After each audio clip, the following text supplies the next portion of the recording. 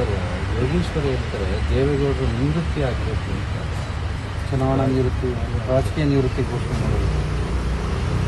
ಸನ್ಮಾನ್ಯ ದೇವೇಗೌಡರು ಸಾಹೇಬರು ಅಧಿಕಾರಕ್ಕೋಸ್ಕರ ರಾಜಕಾರಣ ಮಾಡ್ತಾ ಇಲ್ಲ. ಅವರ ವಯಸ್ಸು 92 ವರ್ಷ. ಅವರ ಮಾರ್ಗದರ್ಶನ ದೇಶ ಕಟ್ತಕ್ಕಂಥದ್ದಕ್ಕೆ, ನಮ್ಮ ರಾಜ್ಯವನ್ನು ಕಟ್ತಕ್ಕಂಥದ್ದಕ್ಕೆ ಬೇಕು ಅಂತಕ್ಕಂಥದ್ದು ದೇಶದ ಗೌರವಾನ್ವಿತ ಪ್ರಧಾನಮಂತ್ರಿಗಳು ಶ್ರೀ ನರೇಂದ್ರ ಮೋದಿಜಿಯವರು ಅನೇಕ ಸಂದರ್ಭದಲ್ಲಿ ಮಾತನಾಡಿದ್ದಾರೆ. ಹಾಗಾಗಿ ಇಲ್ಲಿ ಯಾವುದೋ ಅಧಿಕಾರದ ದಾಹಕ್ಕೆ, ಅಧಿಕಾರಕ್ಕೆ ಅಂಟ್ಕೊಂಡು ಇವತ್ತು ಸನ್ಮಾನ್ಯ ದೇವೇಗೌಡರು ಸಾಹೇಬರು ರಾಜಕಾರಣವನ್ನು ಮಾಡ್ತಾ ಇಲ್ಲ.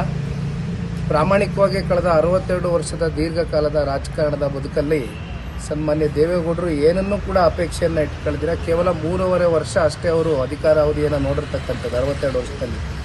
ಹಾಗಾಗಿ ಅವರು ನಿವೃತ್ತಿಗೊಳ್ಬೇಕಾ ಅಥವಾ ಮುಂದುವರಿಬೇಕಾ ರಾಜಕಾರಣದಲ್ಲಿ ಅಂತಕ್ಕಂಥದ್ದು ರಾಜ್ಯದ 7.5 ಕೋಟಿ ಜನತೆ ತೀರ್ಮಾನ ಮಾಡಿದ್ದಾರೆ.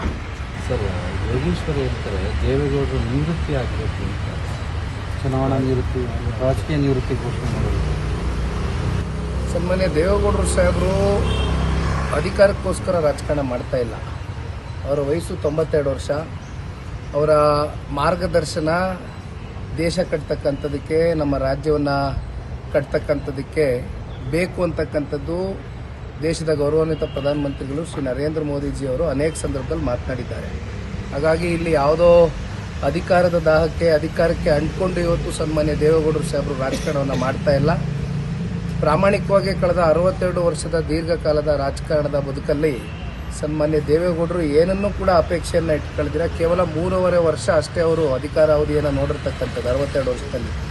ಹಾಗಾಗಿ ಅವರು ನಿವೃತ್ತಿಗೊಳ್ಬೇಕಾ ಅಥವಾ ಮುಂದುವರಿಬೇಕಾ ರಾಜಕಾರಣದಲ್ಲಿ ಅಂತಕ್ಕಂಥದ್ದು ರಾಜ್ಯದ 7.5 ಕೋಟಿ ಜನತೆ ತೀರ್ಮಾನ ಮಾಡಿದ್ದಾರೆ.